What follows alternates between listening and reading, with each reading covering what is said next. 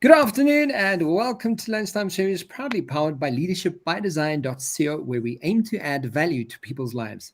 You can listen to us live every Wednesday and Thursday at lunchtime on ebizradio.com, where we talk everything leadership, coaching, and marketing. And you can listen to the latest Lunchtime Series on all your major podcast channels today. On our coaching segment, and I would think it's probably more of a coaching leadership segment we're going to be having today. We have back with us the wonderful human and talent-centered strategist, executive coach, agile people advocate, and HR and leadership expert, Anja van Beek. Hello, Anja. Thank you for joining us and welcome back. Hello, Kevin. What a lovely opportunity to chat again. Yeah, time flies too quickly. It does, yeah. It flies so quick that I think it's almost been like 5 months since we've last actually Really? chatted. Sure. So that's not good. Yeah, it's like this. Time flies when we're having fun, right? But absolutely. Today we're going to be discussing some of the biggest challenges growing companies face. And, when I saw this article, I was like, these are such wonderful points to discuss. And who better to just chat about it than you? And I was like, yes, okay, this is a biggie. And so some of the points that they have, they really, and guys, we'll share the actual link that you can actually go and check it out from Mario. It's Mario Peshev that shared this link and writes about it. But I thought some of the points were really interesting. And one of the first things he brings up is designing systems and processes. And the reason why I think this is such a growing pain for so many businesses is from a small business to a large business. And Anja, I'm sure you're going to find you have some to share about this as well, is very often people put systems in place or policies in place that simply, or processes at least, that simply don't align. And because of the unalignment, it causes major frustration. And I was part of the neuroscience for business program that I'm assessor on. One of the very first thing that they speak about from a neurolinguistic but neuroscience perspective is simplification, right? Just from a human's perspective, simplification. The human brain has limited cognitive resources, and complex information overload can lead to cognitive overload. It helps improve communication and collaboration. It helps streamline processes and eliminate unnecessary steps, right? It also helps improve customer satisfaction by providing more straightforward and user-friendly experience.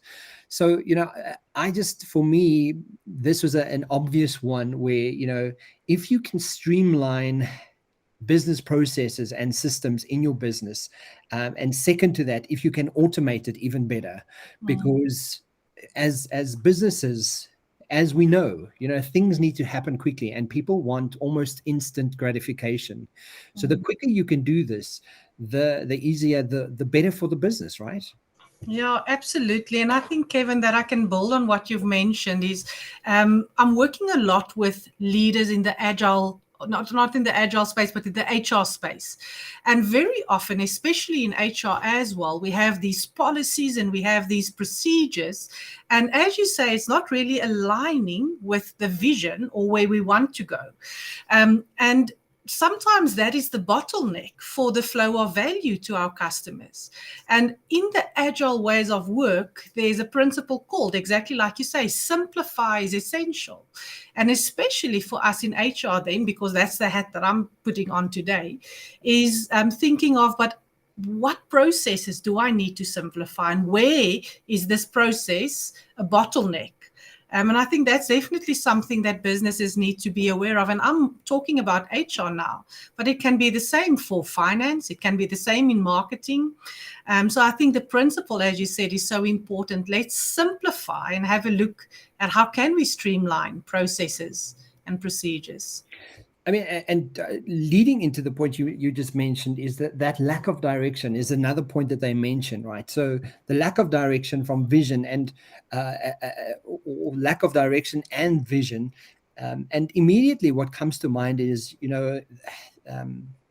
how do you add value, and what are those values, and how clear does your company, does your organization really have a full understanding of what those values are, and how to implement and understand those values.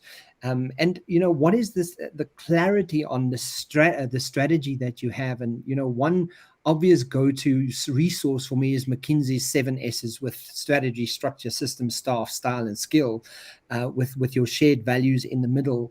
But I mean, that lack of direction, like, what are you finding that companies are also struggling with regards to that? Yeah, and what I have seen, Kevin, is a lot of the time people understand that we need to have a vision. They need to understand that we need to have values. But sometimes I want to say it's artificial. So what I have seen, the power of the common direction, for me, sometimes what I call the invisible leader, because that common direction is supporting everyone to, okay, that's the focus, that's our dream, that's what we want to achieve. And I don't know if I've shared this with you before, but I think even if you read the book, The Wizard of Oz, and the story of the Wizard of Oz illustrates it so beautifully that each one of them were very clear on what they wanted to achieve. They want to find the witch. But in the end, each one of them got something on the way. But what was powerful is also that it was not one person taking the lead and say, okay, this is where we want to go. They were actually alternating who's taking the lead, who's stepping back, who's supporting in this situation. And I think that's what's beautiful about the common direction, is that we are aligned and we know where we're going. And I think a lot of the time, I started to say that it's not authentic because it might be something that you see on the walls.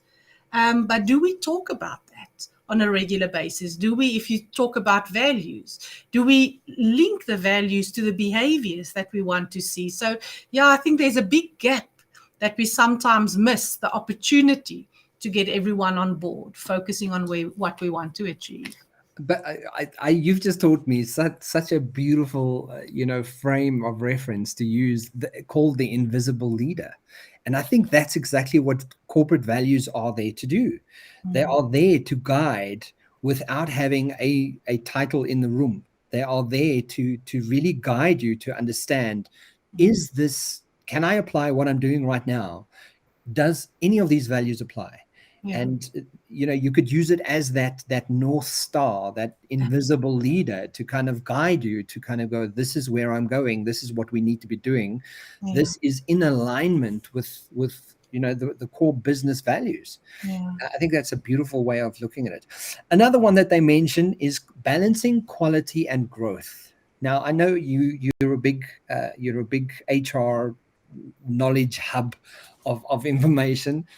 But, from my perspective, quality and growth, I know that, working with clients, very often people get excited when they see their business is growing. Mm-hmm. So then they kick into gear and kind of go, okay, well, let's just get some people on the phones. Let's just get people, in place that we need. But that may not necessarily mean that you're finding quality. Mm-hmm. Right. And next to that is, what kind of quality assurance do you have in place to make sure that when you get people in, that they are upskilled, they recruited, that the HR policies really meet finding those quality people? Because when those things are not in place, and when you're not sure or certain of the clarity of what that's supposed to be looking like, growth can be easy, right? Mm-hmm. I mean, there's lots of people unemployed in this country. Lots of people want a job. But whether those people will be the right people is the question. Yeah. And again, I think, very often it comes back again to that, what is those core vision that you have in alignment? What is that invisible leader? And then also, do you know who it is you need in that space, in that place? Yeah. And I think that's often the time where people go, well, we just need people, and you go, but who do you need? What kind of people? What personalities? What drivers? Who are these specifically, so that you balance the quality with the growth, and you're not just growing exponentially, but you underlying with quality because of the growth that's outweighing it like that. Yeah. And what will implement this quality and growth as well is, if I think of the example that you've used, is thinking of what is the culture that you want to build, because in the end, the culture of the organization is so important. I mean, as you say, not only to be very clear on who's the individual and the skills that I need, but also to think of what's the culture, and are everyone, each employee in the organization taking accountability for, yes, this is what we stand for, this is the culture that we want to build, and walk the talk, not only the leaders, but each employee. And I think a lot of the times, or many times when I mention this, people think that I say that, we all need to be alike. And that's actually the opposite of what I'm saying, because the power of finding the right people is sometimes bringing in that diversity of thought, the diversity of experience, whatever. So I think that hiring new employees is such a critical part when you build a business. I often say that you need to find the right person on the bus, yeah? And when you think of that metaphor, it's also important to know that you might have the right person, but they might be at the wrong seat. So also, what are your policies? If someone is not, I want to say, shaping in this role, do they have qualities and skills that we can use somewhere else in the business? Or if we even think of the business that's growing and expanding and we're relearning, how do you take care and reskill and relearn, making use of the capabilities that you already have and just expanding that? But I think a lot of, I want to say, money and time and resources are wasted when people are hiring the incorrect people. And then also, as you've highlighted, how you introduce them into the business and what's the processes and policies, etc., going forward. Absolutely. One of the other ones that they mentioned, and something that you also mentioned that you felt quite drawn to discussing on these points, were building a corporate brand. Why do you think that's one of the challenges that businesses are really facing? And what is your take on that? Yeah.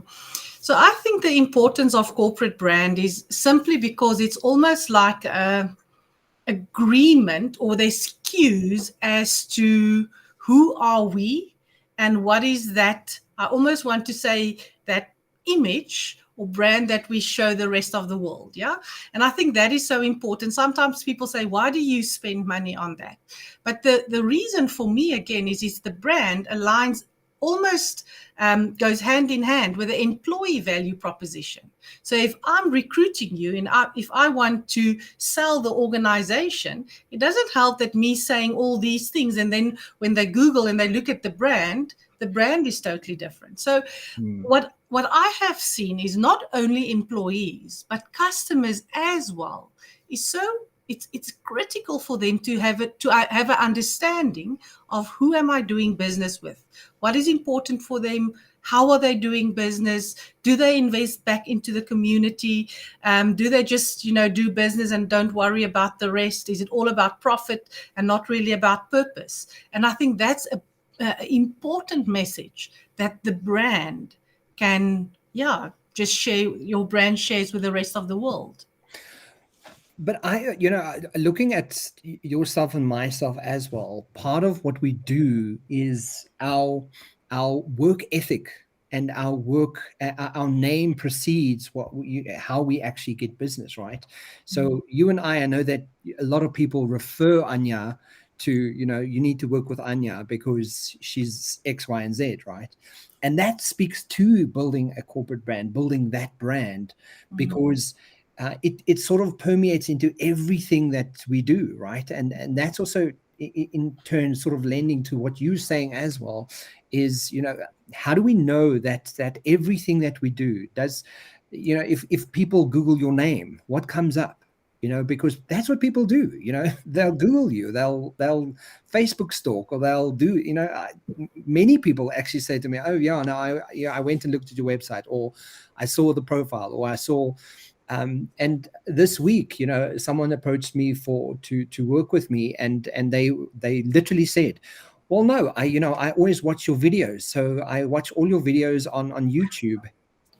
And the intention when we started this, the podcast in itself wasn't for me to go, "Oh, I'm building this corporate brand," but I was aware of the underlying theme of what it needed to be, which was adding value to people's lives. Like if we could add value to, to a corporate, to an entrepreneur, to a director, to an HR person, to whoever that would be, and we were adding value, that would precede, me in so many ways, and kind of go, okay, no, this is really what Kevin's about. If you work with Kevin, you're going to know that adding value is instinctively one of the foundationals that I live by. Yeah. And to the point, and I say this, if I don't add value to a corporate environment, and I'm working with that corporate and I'm not adding value, I don't want to work there. Yeah. Because then it feels like I'm redundant, right? So that corporate brand really has to speak itself without, or sort of unintentionally. It just needs to speak obviousness. Into what it is and who it is and who you're working with. I think that's why corporate brand is so important. Yeah, and I think perhaps to build on that is that all of us, if you're an entrepreneur, if you're a small business, if you're a big corporate, it's all about what's the value, what are you selling to the customers. Yeah. And in the end, I think that's why reputation is so important, because it's the reason why people pay you respect. So even if you're just selling yourself, or even if you're just selling a product, I think that's where the brand, complete the circle. And it goes hand with credibility, right? Because you're so intentional about what that corporate brand says and does and how you go about doing it. And your clients who refer you and people who do refer you, that also lends itself to credibility. So, I remember, for example, someone who didn't know who I was said to me, well, can you send me a CV? Because I want to see your CV before I work with you. So I said to her, no, I'm not going to send you a CV. So she said, why not? So I said, because I work very hard at what I do. And I make sure that everybody who does know me can just Google my name. Yeah. I said, if you want to know about me, go Google me. Yeah. And she was like, okay. She Googled it.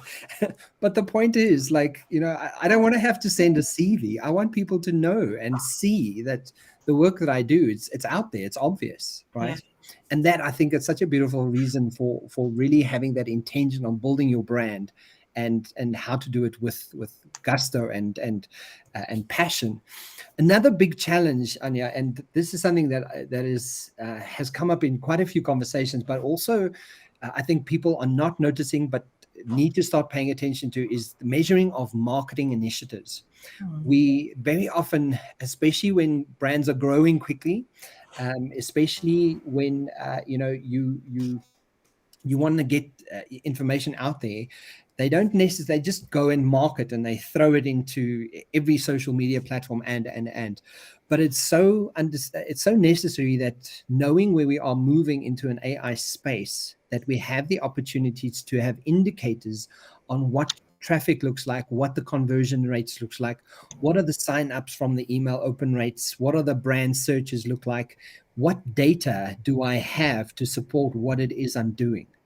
Because we know, we work with large corporates, and some of the programs I've just been on in the last 6 months, working with the corporates, data is becoming, they have divisions that work on data and scrutinizing data to understand, what is our next product, what is our next move, what is the price point change, what is, all of these things are taken into consideration based on the data, right?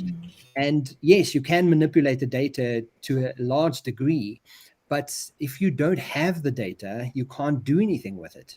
I look at all the training interventions that I've done in the last 2 years now. It's been supported with a hell of a lot of data. So every single time we have a group coaching session, there's a feedback form. Every time there's a training session, there's a feedback form. Every time there's some kind of intervention, there's a portfolio of evidence of some kind of data to kind of inform what is happening. Are we on the right track? Is this working? Where do we need to change? And I think people really, really need to invest the time and energy and capacity largely to make sure that they have the right people to support that and get the right information out of their data to help them for the future of their business. Yeah, and Kevin, even if you just take that principle that you're talking about and take it outside of marketing, and just thinking of the importance of data, again, when you think of the people function, I mean, there's so much information that we gather, especially organizations that's using a computerized system for performance management or for training and development or for whatever it might be. But the question then is, what, as you said, what do you do with the data? It's great to have it there, or great to have the data, but do you really use it to make strategic and different decisions? Or do you use that to tweak perhaps decisions that you've already made? And I think that's the power and the luxury that we have with all the data, but just don't present it in a nice graph. Be very intentional about using it to inform the strategy going forward. One of the other things that, as you mentioned now, is what I don't understand, and I'm not going to elaborate, but just as a point is when you look at large corporates, right? They have 4,000, 5,000, 6,000 people. The amount of data that you can get from that group of people is unending, right? There's so much that you can actually measure and track. And if you had the right people in place, you could use data to the degree that you knew exactly what these people's preferences are, where they spend their time, how often do they do it. You could literally understand to that degree, what this company is how this company thrives and when it thrives and when it doesn't. Just purely based on the amount of people you have and looking at that behavioral patterns that people have in the organization. But I think people don't see it yet. They don't see the importance of why data can actually make or break a company to a large degree. Really, really important. One thing that you, I know, can speak to for hours is retaining top talent, quiet quitting, but also, a value change that we've experienced. Like, values have changed in the last 2 years to such a degree with the pandemic. People, value things for different reasons now, and working from home versus working in the office kind of thing. But I mean, why do you think this is still such a big thing of retaining top talent? Why do you think it's still such a big factor for many companies? Yeah, and I think the reason simply is that the power and the success lies in the hand of the people. So that's the people with their intellectual property. That's the people that engage with your customers. That's the people that problem solve and innovate to make the world a better place for their customers as well. And I think if you consider the investment in getting the right person and training them, it might even be that you coach them or you groom them for a specific position. And I mean, I recall one of my clients saying that at the start of the pandemic, and it was at the discussions with regard, should we vaccinate or should it be compulsory or not? And that lady told me that she was grooming or mentoring someone for 10 years to be her successor. And that person decided, no, I don't want to vax. And due to policy, she has to resign, or she had to resign. Now, can you imagine that return or the loss of the return on that investment? So just as an example. So I think the reason why it is critical, because as I said, the success of any organization lies in their human capital. And so often, I mean, one of the points we did not elaborate on was, is there too much of a dependency on the founders of the organization? And immediately what came to mind for me is, do we coach? Do we mentor? And I think so often when there's when you look at retaining talent, even just having a mentorship program where you can support the growth of the younger people in the organization, that's amazing. But yeah, I think if we look at that war for talent, I mean, if I just think of South Africa, and what I have seen is many, many international organizations headhunting the quality people that's based in South Africa, because it's now a hybrid environment and people don't have to go to the office. And I think that is why it is critical for us to be aware of who's the top talent and not necessarily who, because I think everyone has potential and has something to give to the organization, but really be very mindful of how do you take care of the talent in your organization. And it really links back to the point of even the data that you've mentioned earlier on and the behaviors, but do you understand what's motivating the individual in your team? Because what's motivating you, Kevin, is different to what's motivating me. And do I actually have the appetite just for understanding and viewing that and adjusting my style to support your growth and your development? And that's my next point here is motivating employees, because I think we're at this point, and you use the word codependency, but I think it's so important that we're at the point now where if I'm working at an organization, I need to know that I want to be there, right? I want to know that I want to be there, and if I'm going to be there, I want some kind of I want to matter for some kind of reason, right? And a big word around or big word that comes up for me and that I'm seeing works so well when people really get it is co-collaboration. Where recently one of my coaching clients is he's a director at a large insurance company, and what he's done, which is such a beautiful initiative, is he has many stakeholders that sort of really influence the bottom line kind of thing. And what he's done is he's gone across the board to all those stakeholders and said, no, we are all going to co-collaborate and come up with the best solution on how to solve these problems. And listening to that sort of approach was like, that's exactly what businesses really need to start doing. Your employees are not just employees anymore.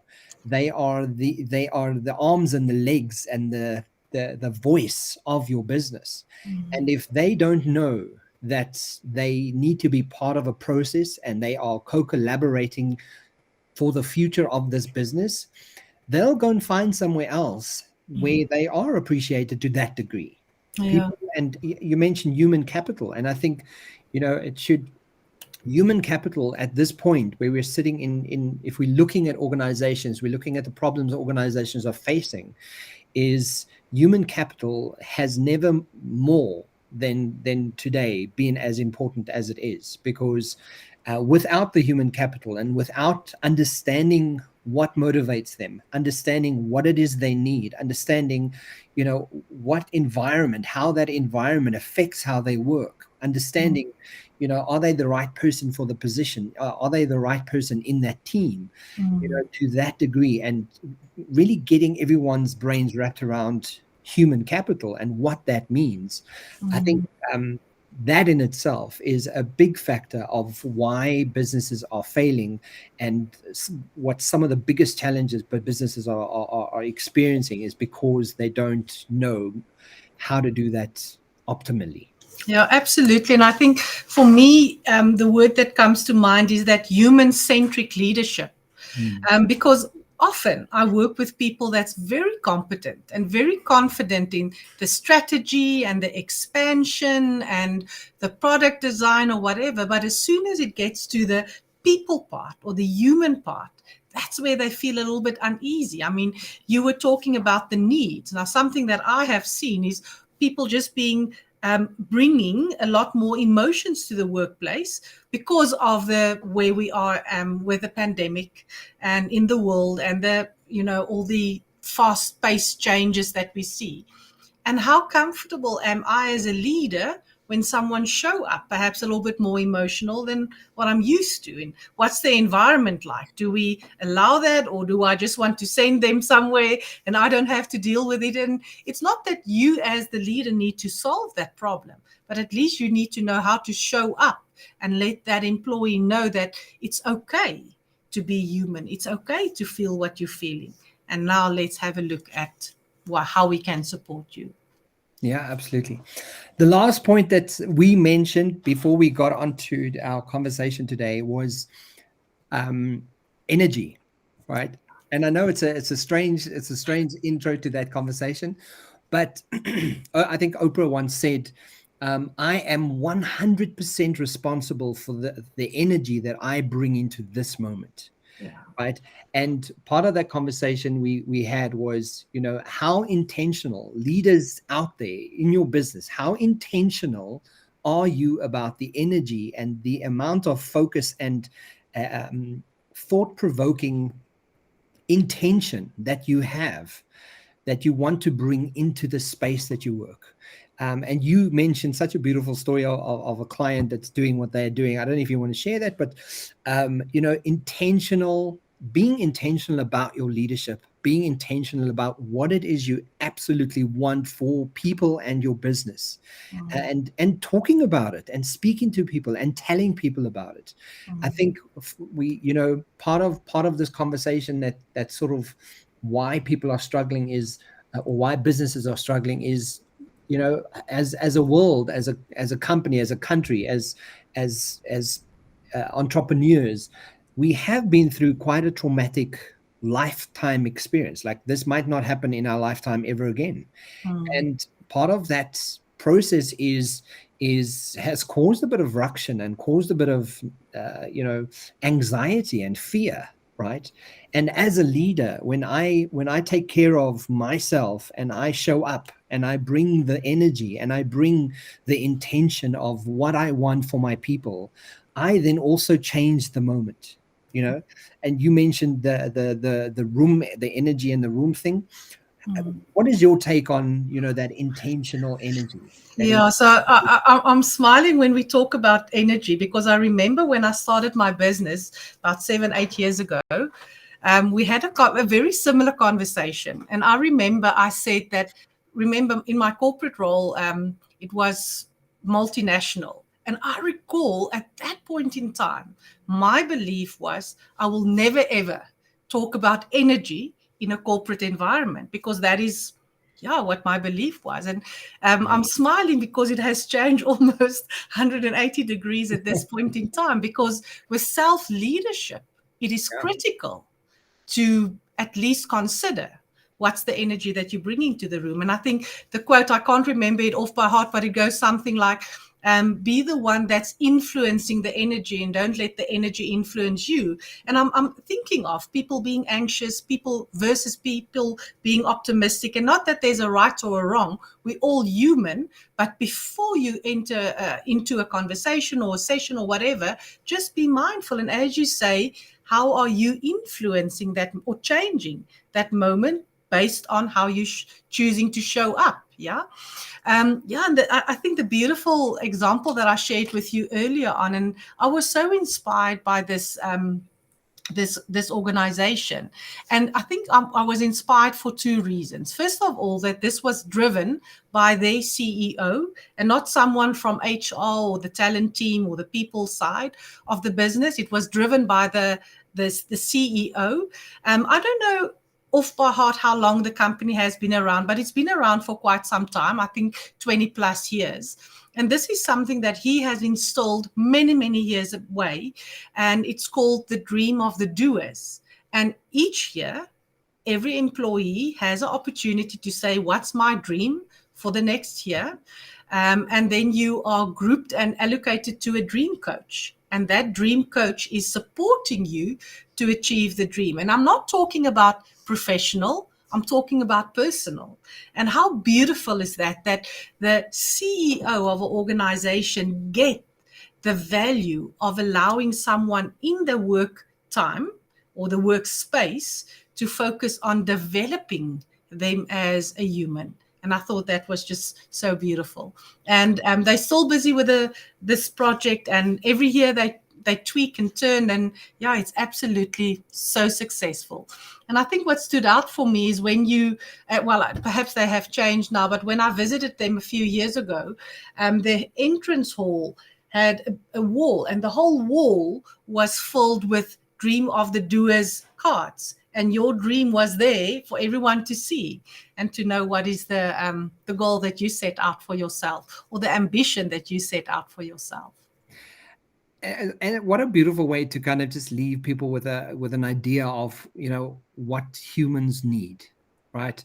So I mean, I can only imagine that working at a corporate where I go to work every day and I do what I do, but you literally have assigned me a coach to help me, I don't know, travel the world. Or how do you do that? Like, and you've assigned a dream coach to my life. And why wouldn't I come to work? You know, if I know that I work in an environment where I matter to the degree that they want to know that I'm fulfilled, that I'm, you know, even though I'm working, I get to live out my dreams. I get to be passionate. I get to do whatever that is in whatever capacity. And what a beautiful sort of sentiment, and such a good sort of thinking point for potential leaders out there to kind of go, what could you do that really just shakes up your entire organization to that degree? Because I think it really would make a massive impact to the environment. And if we had to sort of summarize what your core messaging for today's conversation is, what do you think you want people to know? So I think people must understand and not underestimate the impact of that feeling of belonging, the cues that you have about, I'm part of this team, that's our dream, this is how we're going to do that. And then just think of the systems and the structures that you're building, and is that supporting what you set out to do in the beginning? So a lot of thinking of the culture, the environment that you create for not only your business, but people to thrive as well. Absolutely. I love that. I'm going to say that I have started this year with a massive spiritual journey, and I want to encourage people to practice kindness and, you know, lead with a kind heart, lead with a heart that sees the human before you see an object or what it is you can get from them. Lead with kindness, because we need it. We need so much more of it in our world. And, you know, people, when you extend kindness to people, they shine, they blossom, they bloom, they feel seen, right? And when people feel seen, they respond differently. They come alive, you know. So lead with kindness, because I think in everything that we have said today, there's a lot of value. But that's what I want to leave. Yeah, lead with kindness. Anja, thank you so much. Thank you so much, Kevin. Looking forward to our next chat. Yes, and let's not make it 5 months. Let's make it next month, right? Yeah, absolutely, I agree with that one. Anja van Beek, she's, guys, if you want to get hold of her, go and check the description boxes below. She's a human talent-centered strategist, executive coach, agile people advocate, HR and leadership expert. Thank you for joining us, and I'll see you soon. Goodbye. Cheers for now.